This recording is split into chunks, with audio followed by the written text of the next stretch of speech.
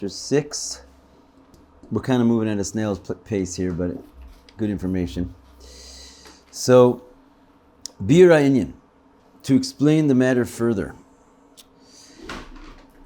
Hine b'chol davar yesh bo behelim davar b'hifucho. In everything, there exists, in a concealed way, the thing and its actual opposite. Its total opposite. Gam hakochas ha'atzmi. Yesh b'kol echad mehem his klalus me'ach ha'hefchi. So even in the kochos atzmi, who remembers the definition from yesterday's complicated class of what the essential powers are? What are the essential powers? Kochos are the spheros. What does it mean when they're in their essential state? So when they were all infinite in competition? Yes, when they were inside of the one clear, we said it was called Adam Kadmon, or Akudim. So each one is basically a finite thing, but it's not bound in anything, so it's infinite, right? So when they come out, yes, they all conflict with each other. But what we're saying is, why do they conflict with each other? Because each one was like a purebred, right? Chesed was God's first attempt to reveal his sphere of chesed. And therefore, it had to be like the perfect essential chesed. If it was mixed in or polluted, I would say, with any other sphera, then Hashem wouldn't be showing us like his unleashing his actual chesed, because it would have been watered down by some admixture of another sphera. So to begin with, he didn't do that, right? He just brought out the pure sphera as it is. So that's why they're called the kochos atzmi, and they're like the essential kochos, but they're not yet mixed in with each other. But what he's saying here is that that's not really true. Even at that state, when it's the purebred, it must have inside, in a concealed way, all the opposite powers inside of it as well. Even when it like is coming and showing itself as the perfect, pure sphere of chesed, really it has gevura. It must have gevura inside of it in some hidden way. Hainu mitzada atzmi shelamayla gam mikochos atzmi. And why is that? Why can we be so sure? We just said, logically speaking, Hashem wants to show us his pure spheros. If he's going to reveal chesed, and we need to know what chesed is, and he wants to show the brilliance of chesed, why should he water it down with another sphera, right? Because that's gonna sort of tamper with the pure revelation. So how can we be so sure that all those other spheres are actually contained inside of there? He says, because really, where do they come from before that? They came from the essence of Hashem. They came from Akudim and even the Esser spheres Haganuzos, if you remember, before the Tzimtzum, if you remember the diagram from yesterday. And the idea is that there, the Atzmus, Yeshnam Kulam Bechinis is close mamash. In the Atzmus, they really are all one. He hasn't delineated any of them yet, and yet they're also in a potential state of existence. So it must be that in their potential state of existence at that level, they all exist simultaneously in the same place, and therefore in their very root, they all do have each other inside of them. And somehow that doesn't water them down, right? It's like a subtle place to bring your brain, basically. Sephiros has all 10 within it, or the other 9 within it. Yeah, it has all the other 9, but it essentially, you see what we're saying? Like when they come out, why do we usually say they have all the other 9? Is because they went to the state of berudim or atzilus, where their intensity was minimized. So they didn't feel that they weren't so infinite. He basically limited their infinite nature. Therefore, they had a limitation where they stopped and where the other one started, and they can bind together. And so that's when we say, how do they bind together? Because if you divide it up, you can find the opposite inside of you, right? And then you can relate and then you can bind with the other person. If I'm pure light and you're pure darkness, or vice versa, so there's no room for me and you to reside in the same place. So how do we reside in the same place? We talk about the idea of the kav, right? What's the kav? The kav is a beam of light inside of some kind of a space. So what is that? It's taking into account both darkness and light at the same time. The light gets to be everywhere where the beam is not, right? And the darkness and the beam gets its own little spot there, right? So if it was pure light and pure darkness, that you wouldn't be able to have this sharing of the space. It would either be all light there or it would be all dark. So seemingly, if Hashem was to show us like true light, He should show us all light, right? The pure power of light, which doesn't have any room for darkness whatsoever. And if He wants to show us darkness, don't show us a darkness that can be pierced with a beam of light, because that's like a weakening of Hashem. Show us all darkness. Those are like the essential powers. So usually when we say that all the spheres are contained in all the other spheres, so let's say darkness and light is Chesed and Gevura. So then what we'll say is, it's because Chesed chilled out, it's not the pure Chesed. It found room for Gevura inside of it. Gevura chilled out, it's not the pure darkness, right? It found a little room for light inside of itself, and therefore they can come together. It's called a beam of light. You have a beam, you have darkness around it, they're like sharing the space. But in order to do that, each one of them has to be weaker than their full unleashed self, because they're all like allowing for something else to water them down, right? So that's usually when we say that all the spheres are inter-included with each other. It's because they're not the purebred spheros, right? But what we're saying now is something a little bit deeper than that. We're saying that even when it's all light and all darkness, and these things look like they're diametrically opposed, they're lying to you. Because where did darkness and light come from? Where did Chesed and Gevurah come from to begin with? They came from a place where before either of them was like unleashed, they were one. And even though when they were one, they were pure light and pure darkness, even then they contained each other, not in a way of watering each other down, but just in the fact that they were in a state of like non-being as a single entity. So therefore, even when they come out as their polar opposites, you can't say that they don't actually contain the other one. Because when they started off, they were one. Does it make sense? Yeah? Okay. So, that's what we're saying, that because in the essence itself is higher than the essential powers. In the essence, they're all there as one thing.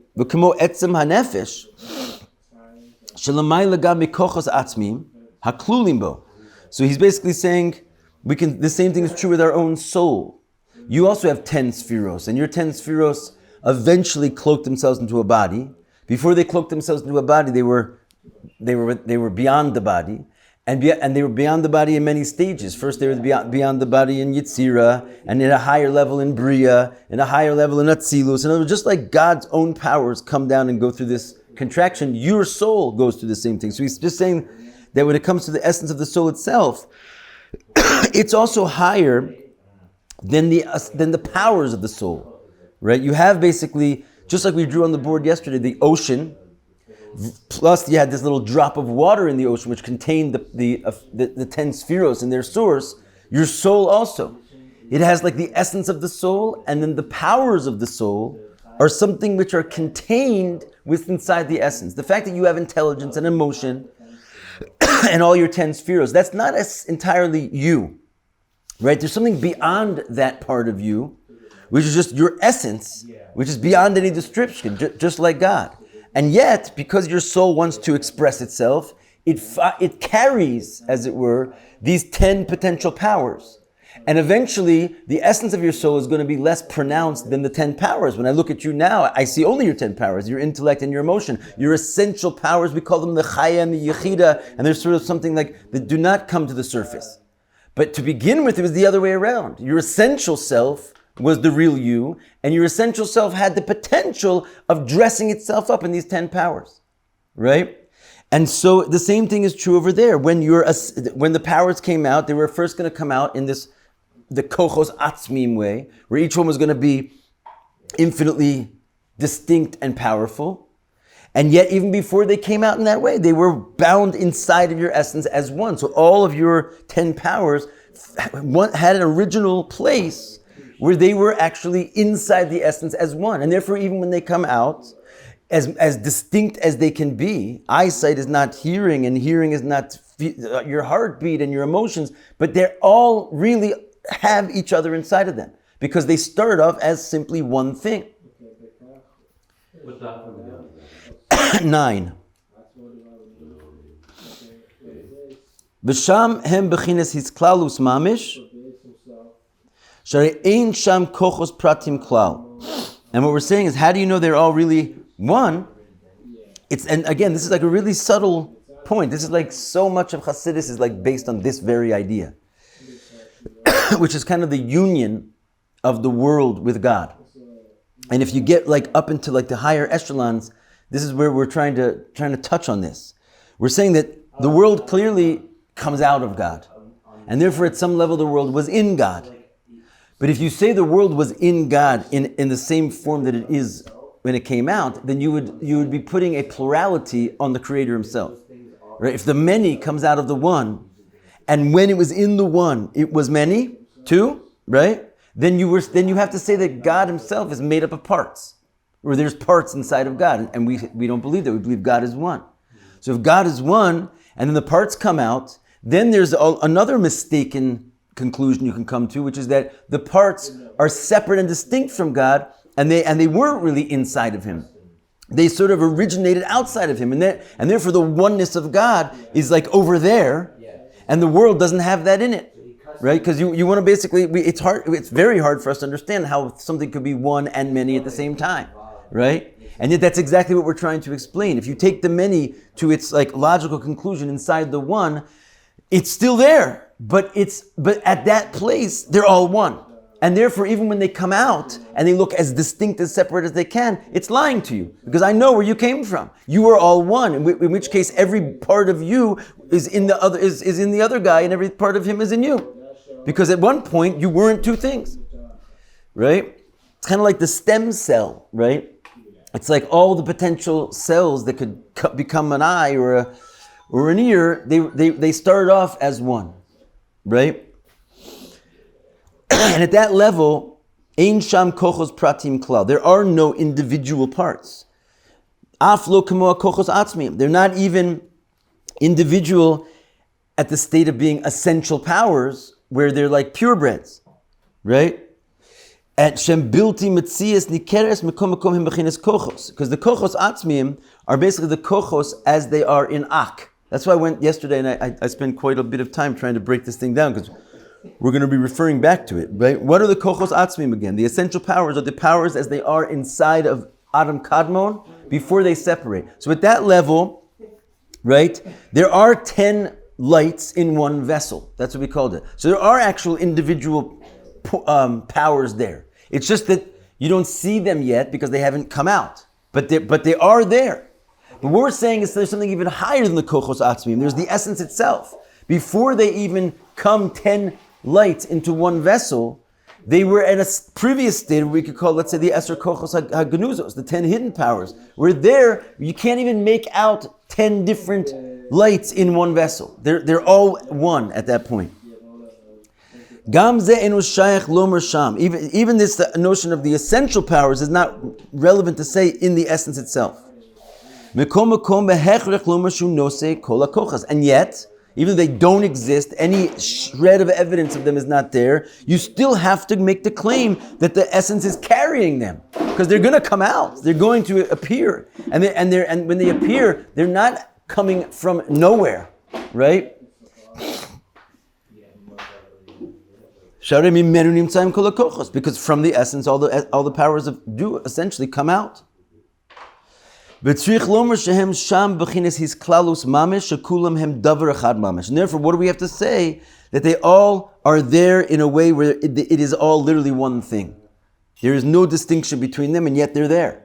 It's a very strange thing to wrap your mind around, because it requires you to have fused two opposites together that really logically do not go together. That's why no one else talks like this. They either say that God is in the heavens and has like abandoned us because the oneness does not have anything to do with this place, right? Or essentially that would be the conclusion. Or, I'm sorry, there's one other thing. There's the idea that the many is sitting inside of the one, and that's like a form of total idolatry, that God is made up of parts. There's many, right? So let's go through that again. Every other religion is basically based on this concept that of making one or the other of these two mistakes. You can still get away with, quote unquote, calling yourself monotheistic with one of them, and the other one is just pure idolatry. So you have the problem of the many and the one. This is what everyone's trying to deal with. So some people want to say even though there is no one, in its very core, it's many, right? And so therefore, we're just an extension of that, because even if you take it up to its source, there's many gods, right? Like inside of him, there's a plurality. So we reject that. So what do we want to say?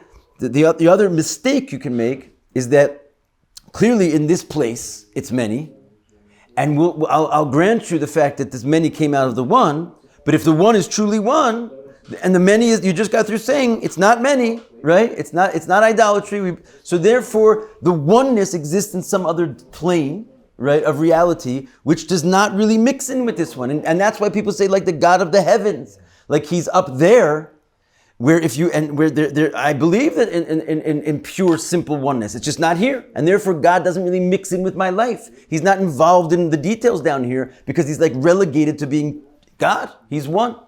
So both those things are mistakes. Why? Because inside the one is many, and it does not create a plurality on the one. And it's like something that the mind can't really understand, but there's Judaism. In fact, this is like the idea of the Jewish star itself, right? You have one triangle going up and one triangle going down, right on top of each other. It's like infinitely one and infinitely many at the same exact time. And this is also why we believe that even though God is one, there's such a thing called mitzvahs, and he can dwell inside of finite places, right? Which is basically, if you construct a certain box for him, the pure oneness which defies all distinction can be found in this world. We can hold God in a building. Because we believe that just like the many are inside the one can dwell inside the many. Because it's like lying to you that it's many. It's really, every single thing has every single else inside of it in its source. And even when it comes out and looks like it's completely distinct, it's just hiding the oneness, right? So just like the many were in a state of hiddenness when they were inside of one, right? You thought it was only one, but really we're telling you there's many in there, but they're hiding. So too, when the many come out, and the one is also there, but it's just hiding. And so like everything, even in this reality, is just pure, simple oneness. Oh, we don't see it, it's hiding. Just like the many is hiding inside of the one above. It's just like a switching of the roles. You get that? And in reality, it's just a perspective shift. At every point, Hashem is one and many, simultaneously.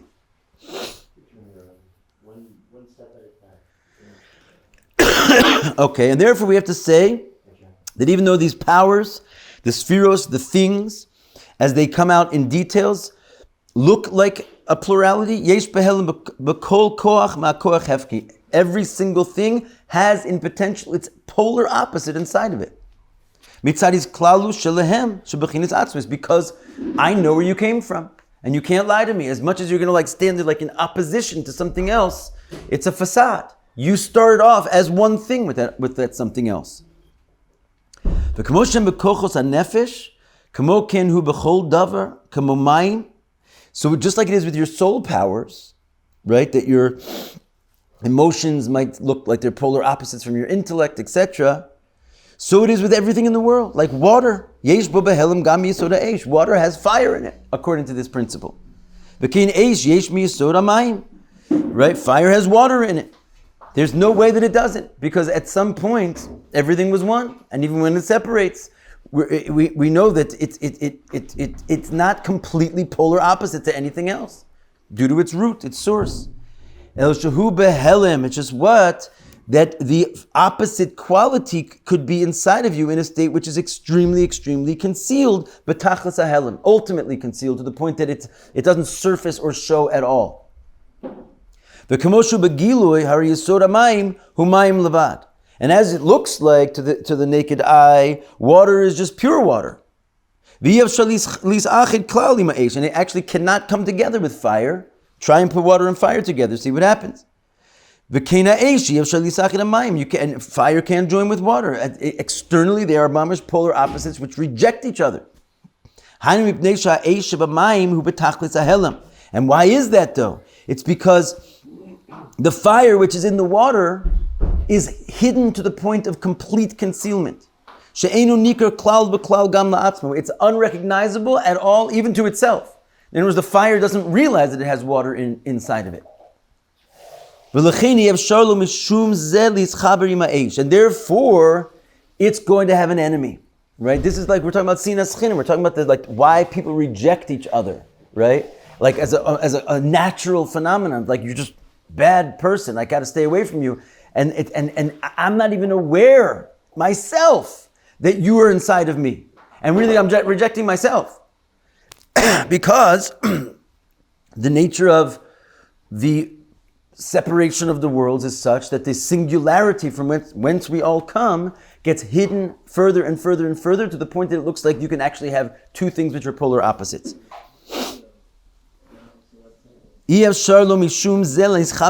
Water, because it can't, therefore it cannot join with the fire. Lios bis galus humayim pshutim, because in an external way it's pure water. Just like we said before about light and darkness. Externally it looks like pure light. Darkness has no place over here. Kamo kain hu biyasoda eish, and so it is back and forth with the fire and the water. Amnam kashim achalkim esamayim. But if you can figure out how to break down the elements, and this scientifically is very obvious to us today, right? What is water made out of elementally? Right? Hydrogen and oxygen. Whoa, yeah. Right? So inside of, what's fire made out of?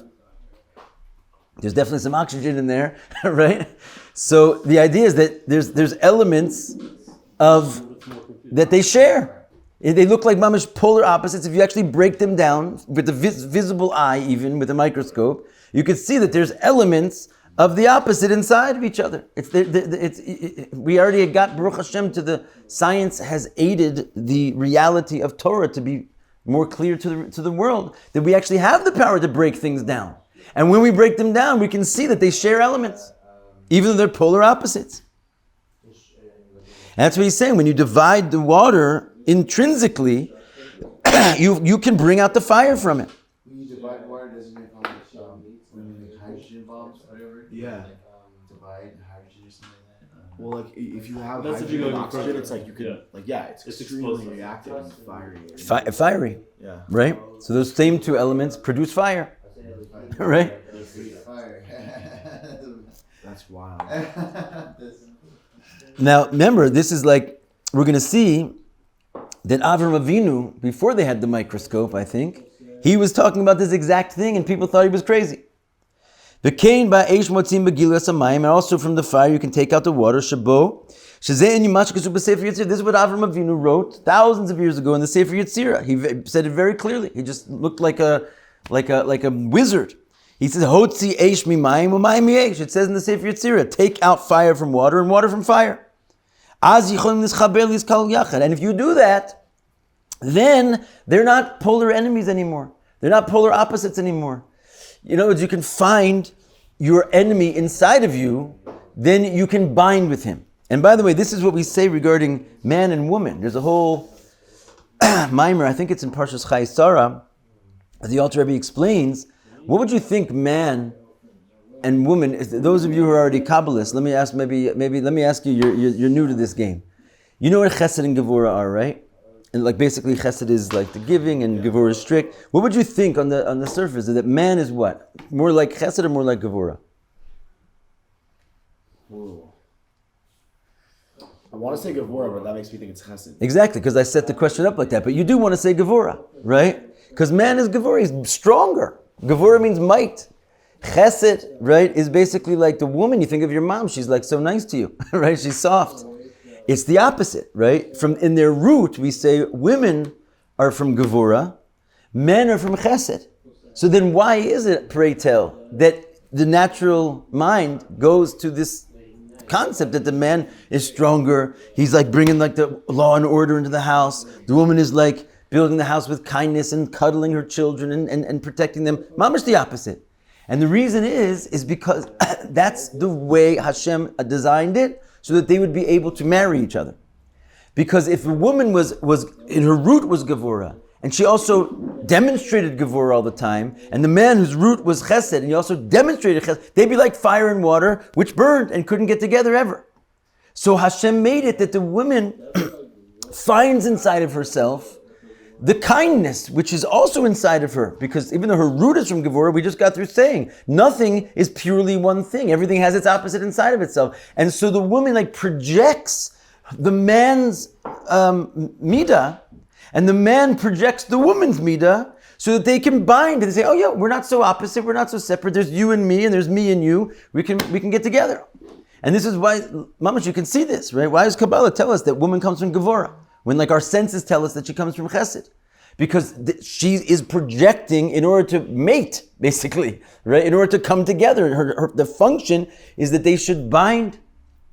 And you have to take the opposite quality out in order to bind. You have to divide it up and see that you have the opposite. Because the fire inside the water, with the water inside the fire, they can bind. And that's the only way you can bring fire and water together. If you'll divide the individual, big tough, big bad wolf, right? He looks like he's one way, and he's viciously opposed to his opposite. No, you just do a little self introspection. That's what we do basically, right? You basically take a look at yourself. Do a little cheshbon hanefesh, look inside, right? If you divide up the water intrinsically into chalakim, into little parts, motzim bo koach hefchi, you will find that it'll discover its own opposite inside of itself. And then what happens when you do that is that it weakens the power, right? Because it's not a purebred anymore. It's when you come trailblazing with your emotional opinion, so you're going to get into a fight with someone, right? And we see it all the time. It happens every day. You come all charged with your emotional opinion, and the other person comes charged with their emotional opinion, and they're fighting because you feel like you're opposites. If each one will go into their own little corner and think it over, right, you'll come up with the fact that you see where they're coming from. And when you do that, you weaken your emotional attachment to this thing because it's not as strong inside of you because you now see that you have the opposite. When you find the opposite, it weakens the intensity of your emotion and you combine with other people. This is how you make peace in the world. The same is true with fire. By dividing it up into its elements.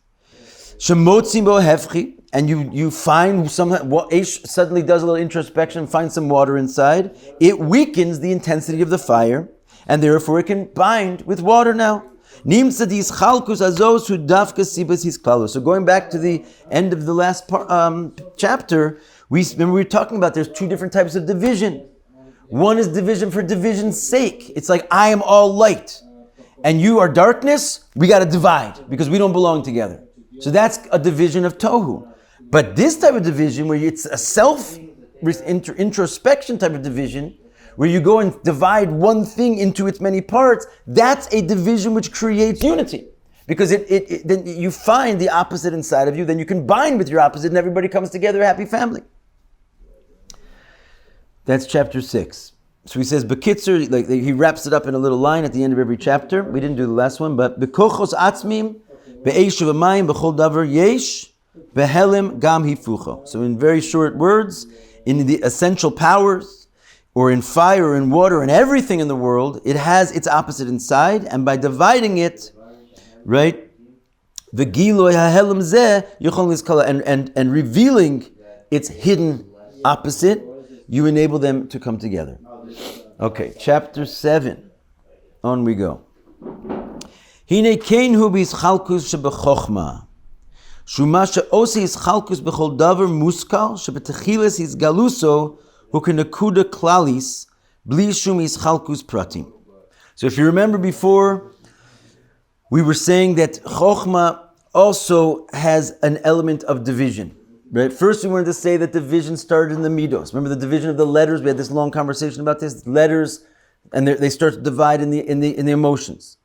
And then we said, whereas the mind division doesn't happen yet. And then we brought another statement from Chassidus that the mind is actually filled with division.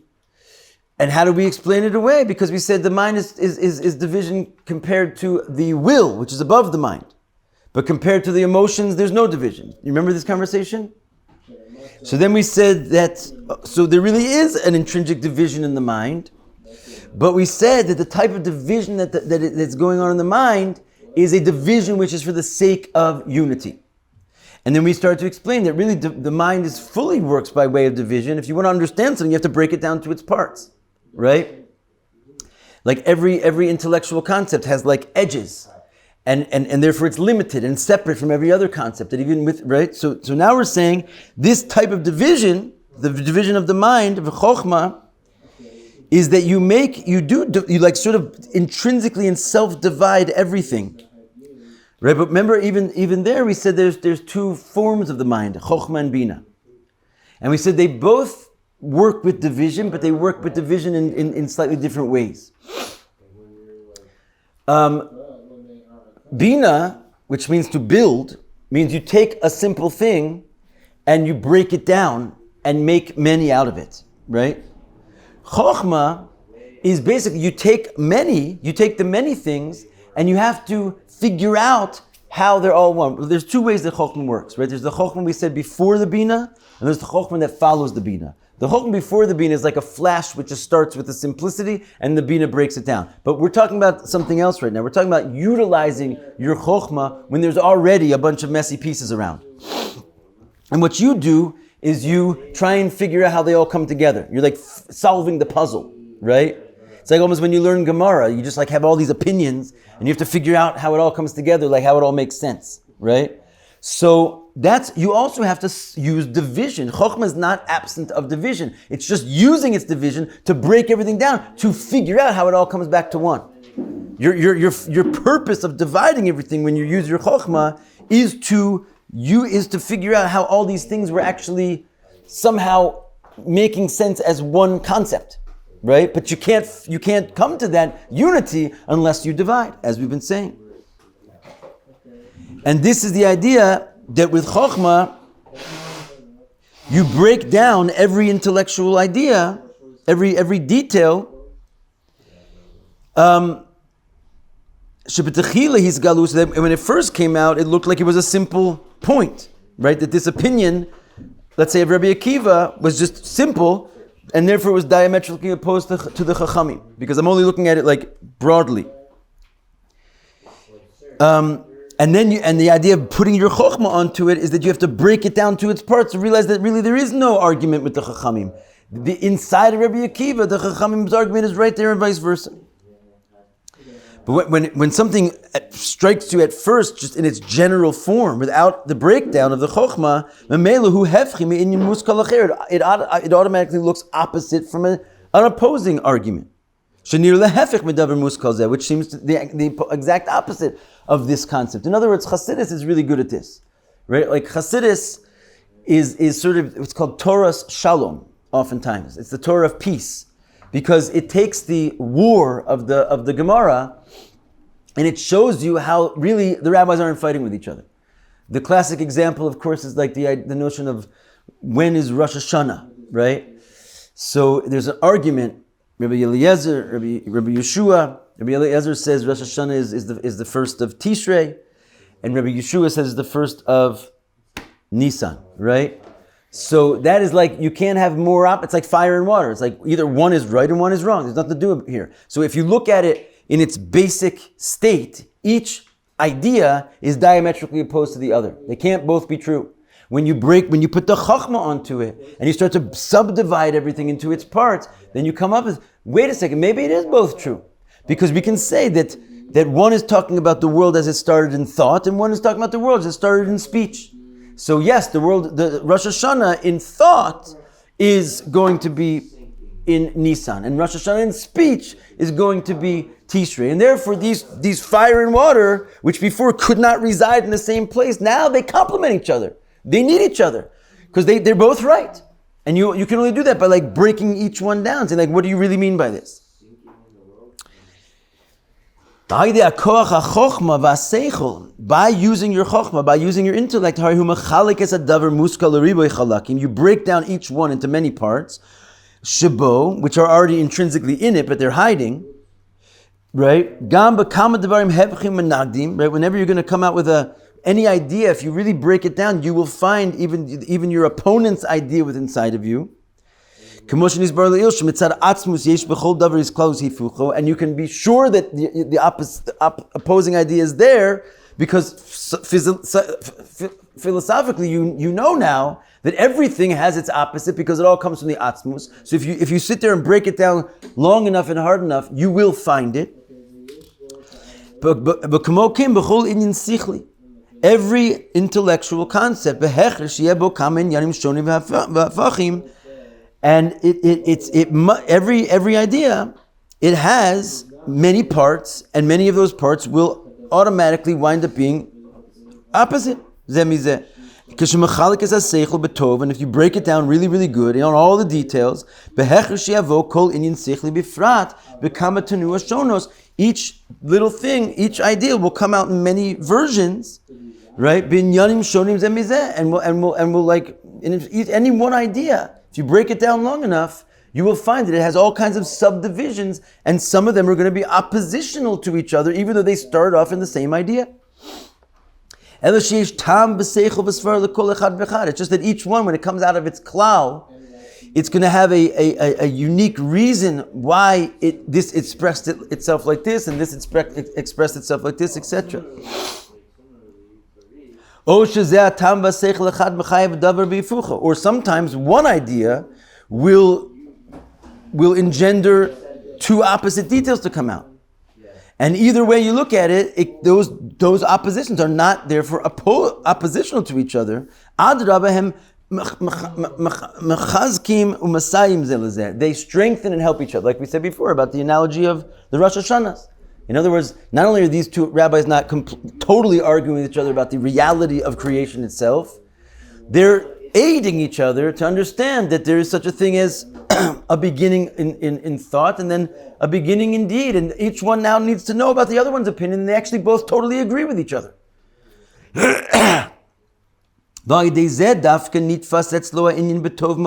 And now you actually understand the idea well.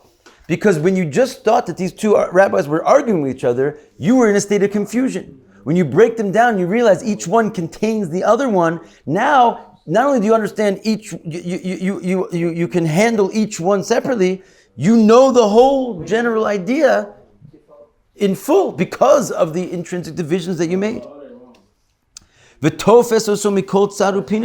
And now you fully grasp the conversation from every side.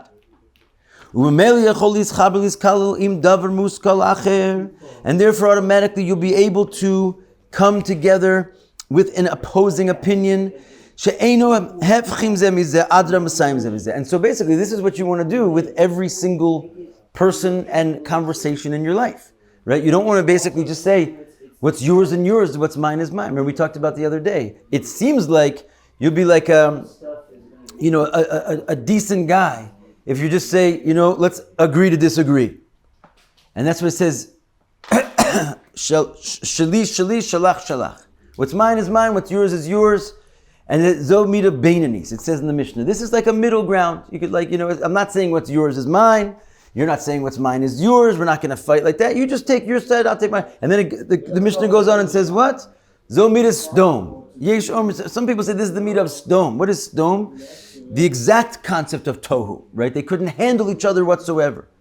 And so you're not allowed to just say, we'll agree to disagree. If you want there to be no Beis HaMikdash, and you want there to be like a world of just like separateness that never binds and comes together. It's not a Jewish thing. Ultimately, it's a Jewish thing because you want to like keep a relative peace. You're sitting with your family at the Pesach Seder and you have mamish people on crazy sides of the argument. So you say, you know what, let's not fight with everybody. Let's just keep it. Let's just eat our matzah and we'll agree to disagree.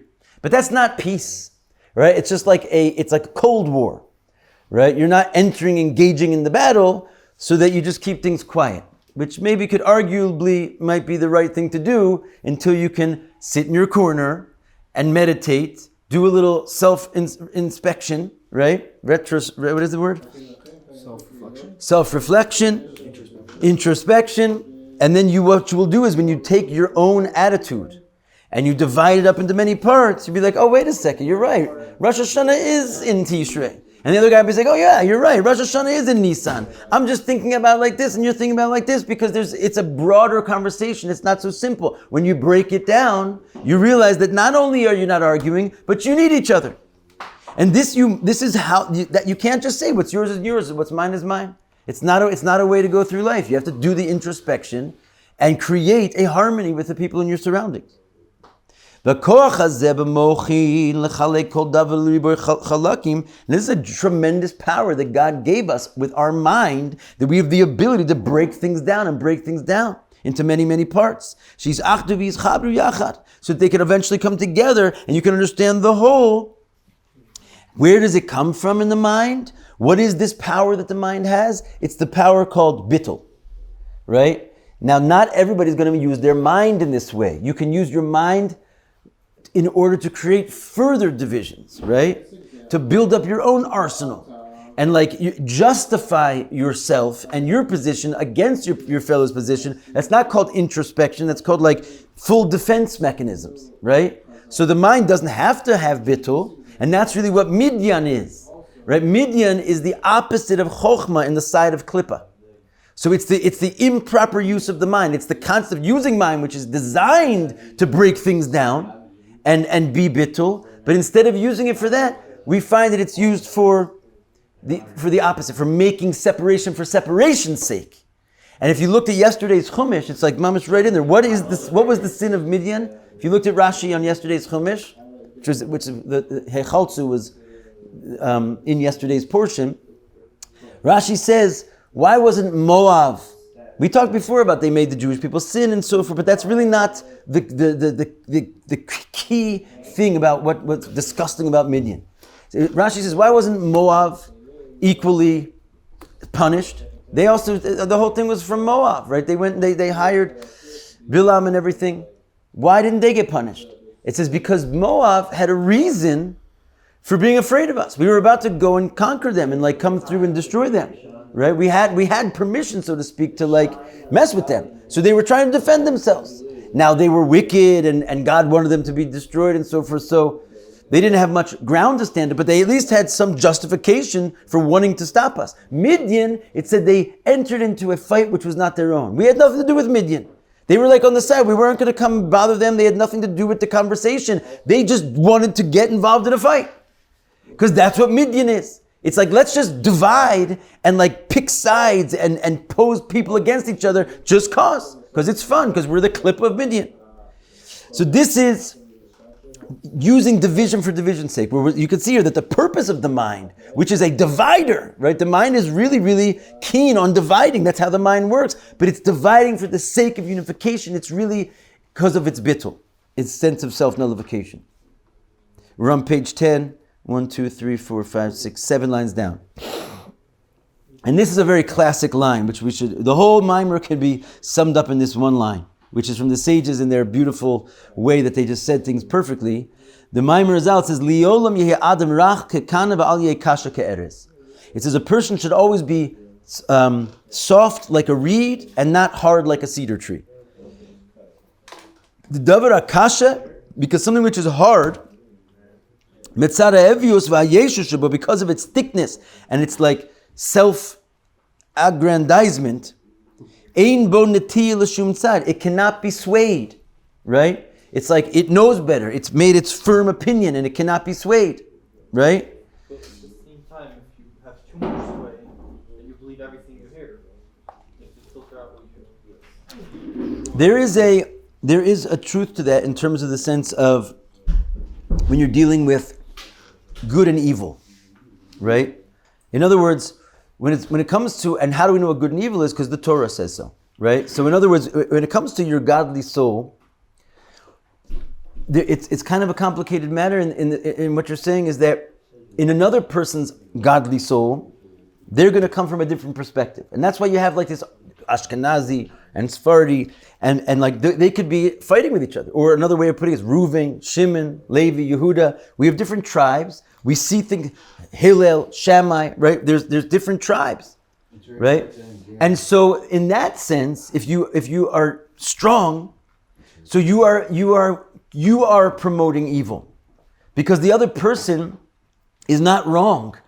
They're just like the hidden element inside of you. It's like a man and a woman. Man and woman is also, let's say, Hillel and Shammai, right? And they could be fighting with each other and not swayed by the other person's opinion. And then what they're going to do is they're going to create they're going to destroy their home, right? So when it comes to things which are both in the realm of Kedusha, it's just a polar realm of Kedusha. It's the opposite idea. You have to learn how to be swayed.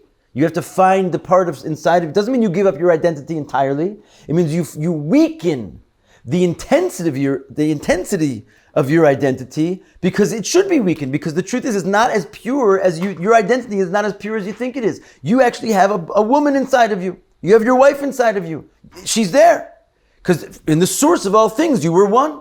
And even when it separates, you still have it in potential. So there you have to learn how to be swayed. But when it comes to something which is outside the realm of Torah, which is just basically evil, obviously you have to choose life. And you can't be, and then you have like this idea of like the Frierdiker Rebbe goes into the Russian prison. He's not even going to listen to a word they say. He's not even going to recognize their existence, because when it comes to klippa, things which are opposing kedusha, yes, there you have to bring forth like a koach of netzach, and not be swayed at all, because that is trying to sway you into being an arrogant yesh. In other words, that is swaying you into being a cedar tree, which is basically trying to divide people into sides. In other words, the Russians wanted the extermination of the Jews, chas v'shalom, because they had this perspective that shali shali v'shalach shalach, right? And if what's mine is mine and what's yours is yours, I want to make mine bigger, which means yours has to go away.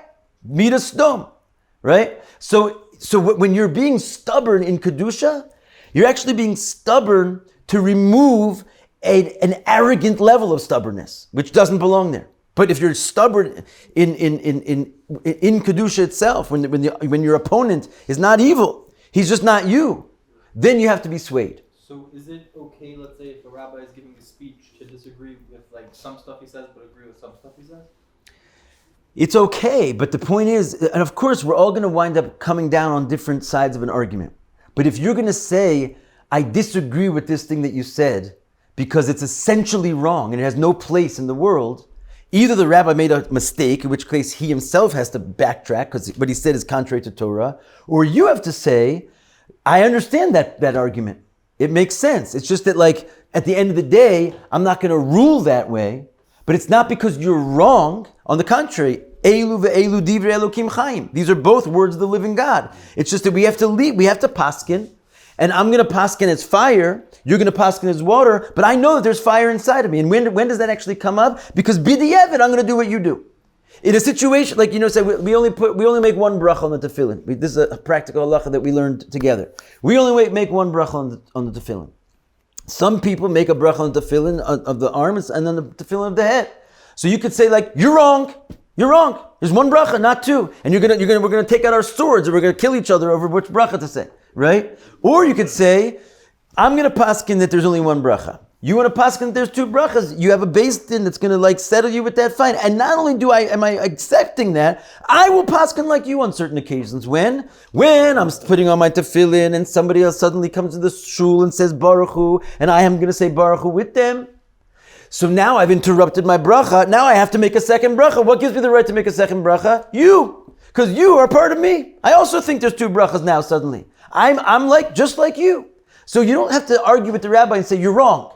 That's where these people, these like internet star rabbis, they're just like, they're destructive because they just like go around telling everybody else how wrong they are, and it gets certain people excited. It gets the animal so excited. When you see a rabbi crapping on another rabbi, excuse my expression, and telling him like, oh look, he's bringing everyone to destruction, he's going to go to hell. And meanwhile, this rabbi's like makar of half the world. Yeah. Your animal soul gets excited. You're like, oh yeah, even the rabbi's telling me I can be like a total jerk and not nullify people from existence. Yeah. And so you're now being like, this person is like, it's saturated with sin because he's encouraging you to be unwielding in kedusha itself, and that's a huge error.